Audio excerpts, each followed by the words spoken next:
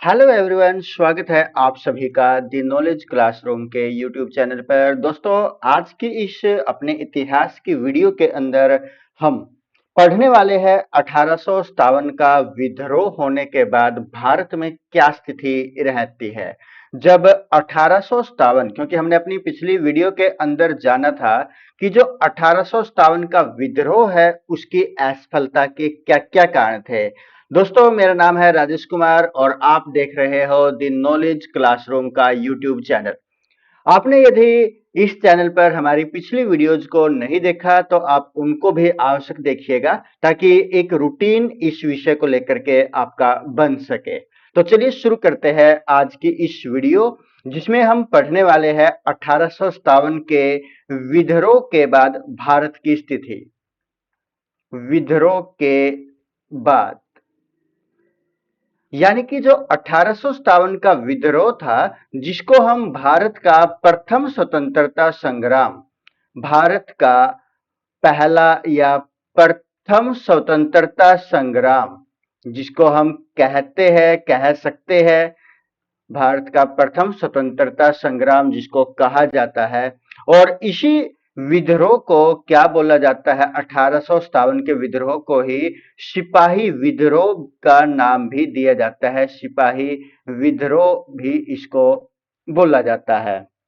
अब जो ये 1857 का विद्रोह है, इसमें के बाद क्या होता है? क्योंकि जो 1857 से तक जो शासन रहा था भारत के अंदर, वो किसका था? 1857 से यानी कि 1600 से लेकर के 1857 तक भारत के अंदर जो शासन रहता है वो किसका रहता है? ईस्ट इंडिया कंपनी का मुख्यतः शासन रहता है। यद्यपि 1858 या उसके बाद भारत के अंदर जो शासन रहता है, कब तक? 1947 तक, 1947 तक वो शासन किसका रहता है? क्या कहलाता है? ताज का शासन उसको कहा जाता है। ताज का शासन हम उसको कह सकते हैं। 1600 से लेकर के 1857, यानी कि जब से भारत के अंदर ईस्ट इंडिया कंपनी आती है, वो लगातार अपने नियम भारत के ऊपर थोपने की कोशिश करती है। और 1857 के विद्रोह के बाद जब उनको लगता है कि अब भारतीय जाग चुके हैं, तो क्या होता है कि जो ताज है, जो महारानी विक्टोरिया है, वो क्या कर लेती है? उसके अंदर जो भारत है, भारत के ऊपर स्वयं राज करते हैं। यानी कि उसको यहां पर क्या नाम दिया गया है? ताज का शासन। यानी कि अब भारत के अंदर जो शासन किया जाएगा वो कहां से किया जाएगा? इंग्लैंड के अंदर बैठ करके ही भारत के अंदर शासन किया जाएगा, जिसके बारे में हम डिटेल से यहां पर पढ़ने वाले हैं। तो क्या होता है? 1857 के विद्रोह के बाद महारानी विक्टोरिया की घोषणा होती है। किसकी घोषणा होती है? महारानी विक्टोरिया। महारानी विक्टोरिया, महारानी विक्टोरिया की घोषणा। महारानी विक्टोरिया की जो घोषणा है, ये घोषणा कब की गई? इसको क्या नाम दिया गया? ये जो घोषणा थी, जो महारानी विक्टोरिया के द्वारा की गई, कब की गई है? ये 1 नवंबर 1858 को ये घोषणा की जाती है। जब यहां तक क्या होता है, 1 नवंबर से पहले भारत के अंदर जो विद्रोह था उसको पूर्णतः दबा दिया जाता है। और जब ये स्थिति बिल्कुल ब्रिटिश साम्राज्य के हाथों में आ जाती है 1 नवंबर 1858 को, तो जो महारानी विक्टोरिया है वो एक घोषणा करती है। और जिसको क्या नाम दिया गया है? इस घोषणा को, महारानी विक्टोरिया की इस घोषणा को नाम दिया गया है शाही घोषणा। इसको क्या बोला गया है? शाही घोषणा इसको बोला गया है। और 1 नवंबर को ही भारत का, भारत में या भारत के प्रत्येक प्रत्येक जिला मुख्यालय में, जो जिला हेडक्वार्टर था, वहां पर ये घोषणा हेडक्वार्टर पर क्या की गई? पढ़कर सुनाई गई। पढ़कर सुनाई गई ये घोषणा थी, जो किसके द्वारा तैयार की गई महारानी विक्टोरिया की जो घोषणा थी। कब? 1 नवंबर 1858। इसी घोषणा को क्या नाम दिया गया है? शाही घोषणा का नाम दिया गया है। और भारत के प्रत्येक जिले के अंदर जो हेडक्वार्टर था वहां पर इसको पढ़ करके सुनाया गया। और जो 1858 के अधिनियम को के अधिनियम को क्या किया गया? एक व्यवहारिक रूप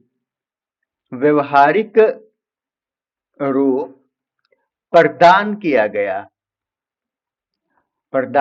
किया। किसको? 1858 के अधिनियम को एक किस प्रकार का रूप? एक व्यवहारिक रूप यहां पर इसको प्रदान किया गया। अब यहां पर यदि हम बात करें कि जो ये अधिनियम थे, कंपनी का जब शासन था, तो उस शासन के दौरान जो है कि हम यहां पर बात करें, जो कंपनी का शासन था जिसके बारे में जानना अति आवश्यक है यहां पर, शासन कंपनी का शासन मुख्यतः कब से कब तक? ईस्ट इंडिया कंपनी थी, जो ईस्ट इंडिया कंपनी, वो कब से? 1773 से लेकर के 1858 तक जो एक्टों के माध्यम से यहां पर शासन किया गया है, तो उनके बारे में हम थोड़ा यहां पर जान लेते हैं। जैसे कि 1773 का रेगुलेटिंग एक्ट आया। कब? 1773। इसके अंदर कुछ खामियां रही, उनको दूर करने के लिए एक और 1781 का क्या आया? एक संशोधन अधिनियम भी यहां पर लेकर के आया जाता है अंग्रेजी हुकूमत के द्वारा। और उसके बाद लगातार बदलते समय की मांग के अनुसार ये अधिनियम आते रहते हैं। तो उसी प्रकार 1784 का एक और एक्ट आया जिसको क्या नाम दिया गया? Pitt's India act. Pitt's India act इसको बोला गया। 1784 में आया ये। और 1784 के बाद 1786 का अधिनियम आता है। और उसके बाद आता है 1793 का चार्टर एक्ट। कब आया ये? 1793 में। और उसी प्रकार से जो अन्य चार्टर एक्ट आते हैं वो आते हैं 1813 के अंदर, 1833 के अंदर और 1853 के अंदर। उसके बाद क्या होता है? ताज का शासन आता है भारत के अंदर। जो अब ये शासन आया, ये किसका आया? ताज का शासन। ये कब आया ताज का शासन? ये आया 1858। और कब तक रहा? 1947 यानी कि 1947 तक। 1858 से लेकर के 1947 तक किसका शासन रहता है? ताज का शासन रहता है। तो जो ये यहाँ पर शासन आता है, इसके अंतर्गत हम यहाँ पर पढ़ने लग रहे हैं 1857 के विद्रोह के बाद, यानी कि 1858 के अंदर क्या क्या बदलाव यहां पर देखने को मिले होंगे। 1858 का भारत शासन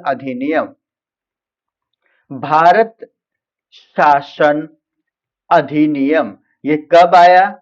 ये आया 1858 के अंदर। जो ये भारत शासन अधिनियम था, कब आया? 1858 के अंदर।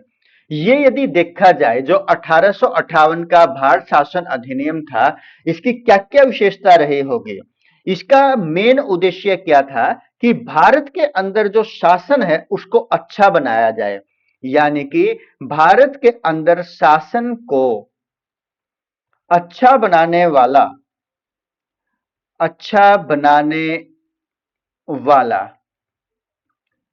कानून इसको हम कह सकते हैं।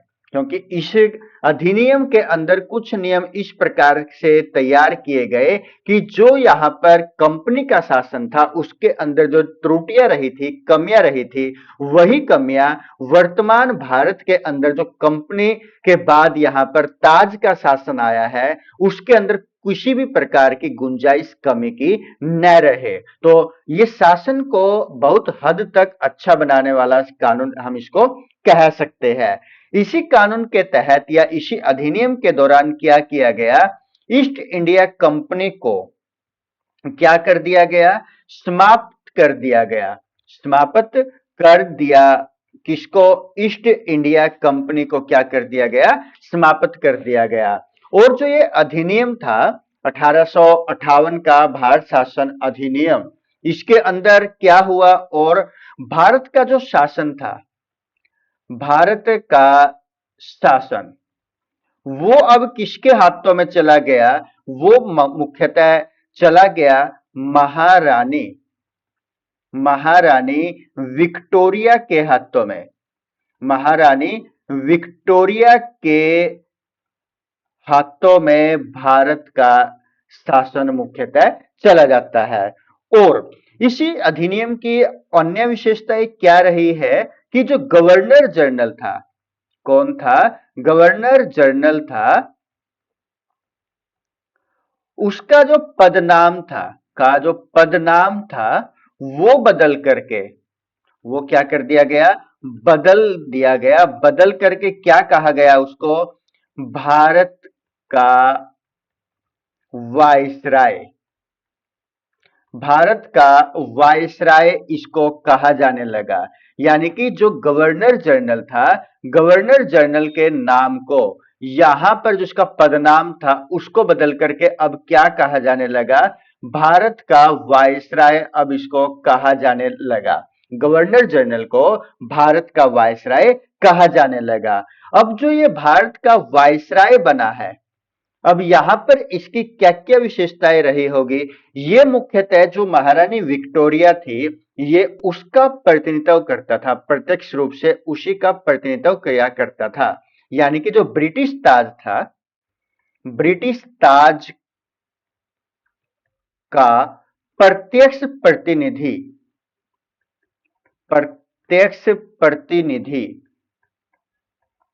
कौन बन गया? अब भारत का वायसराय। और जो भारत का पहला वायसराय था वो कौन था? Lord Canning. लॉर्ड कैनिंग को ही यहां पर भारत का प्रथम वायसराय बनाया गया। प्रथम वायसराय इसको बनाया गया। जो ये था भारत का वायसराय, यानी कि लॉर्ड कैनिंग था जो यहां पर, ये यहां पर क्या था? शासन का सर्वोच्च अधिकारी। ये क्या था? शासन का सर्वोच्च अधिकारी था। सर्वोच्च अधिकारी कौन? Lord Canning. भारत का जो प्रथम वायसराय था जिसका नाम क्या था? लॉर्ड कैनिंग था। इसी को यहां पर शासन का सर्वोच्च अधिकारी बनाया गया। उसके बाद और क्या? एक नए पद को बनाया गया, एक नए पद का सृजन किया गया। एक नया पद, एक नया पद का सृजन, एक नया पद तैयार किया गया। जो ये नया पद था वो किसका था? भारत का राज्य सचिव। भारत का राज्य सचिव, भारत का राज्य सचिव का जो पद था उसका क्या किया गया? सृजन किया गया, उसको तैयार किया गया। जो ये भारत का राज्य सचिव था, इस पर क्या था? जो भारत के अंदर प्रशासन था, जो एडमिनिस्ट्रेशन था, भारतीय प्रशासन था, भारतीय प्रशासन पर संपूर्ण नियंत्रण, संपूर्ण नियंत्रण किसका आ गया? अब भारत के राज्य सचिव का आ गया। और जो भारत का राज्य सचिव था ये कैबिनेट, ब्रिटिश कैबिनेट का सदस्य था। यानी कि जो ब्रिटिश कैबिनेट थी, ब्रिटिश कैबिनेट थी, उसका क्या था? ये सदस्य था। कौन? जो भारत का राज्य सचिव होता था। और ये किसके प्रति रिस्पॉन्सिबल था? भारतीय जो ब्रिटिश संसद थी, ब्रिटिश संसद के प्रति उत्तरदायी था। ये उत्तरदायी किसके प्रति था? ब्रिटिश संसद के प्रति ये भारत का राज्य सचिव क्या था? उत्तरदायी था। और इसकी सहायता के लिए, जो भारत का राज्य सचिव था, इसकी सहायता के लिए, सहायता के लिए एक परिषद का गठन किया गया। एक परिषद थी, एक परिषद का गठन किया गया, जिसके अंदर कितने सदस्य थे? 15 सदस्य थे। और इस परिषद की जो भूमिका थी वो किस प्रकार की थी? ये एक सलाहकारी इसकी भूमिका थी, एक सलाह देने के रूप में काम किया करती थी। और इसका जो हेड था, इसका जो अध्यक्ष था, वो कौन था? इसका अध्यक्ष था भारत सचिव। भारत सचिव इसका क्या था? अध्यक्ष था। और इसी अधिनियम के तहत जो 1858 का भारत शासन अधिनियम है, उसके अंतर्गत क्या किया गया? जो नियंत्रक बोर्ड था, जो नियंत्रक बोर्ड और निदेशक कोर्ट था, निदेशक कोर्ट था, उसको क्या कर दिया गया? समाप्त कर दिया गया। क्या कर दिया गया? नियंत्रक बोर्ड और निदेशक कोर्ट को क्या कर दिया गया? समाप्त कर दिया गया। और साथ में भारत में क्या किया गया? द्वैध प्रणाली को समाप्त किया गया। द्वैध प्रणाली को भी इसी अधिनियम के तहत क्या कर दिया गया? समाप्त कर दिया गया। तो ये इतने सारे जो बदलाव है वो किसके अधीन हुए हैं? जो 1858 का भारत शासन अधिनियम आया था, उसके तहत इतने बदलाव हुए हैं। ये कब हुए हैं? जब भारतीयों ने एक पहल की अंग्रेजों को बाहर निकालने की।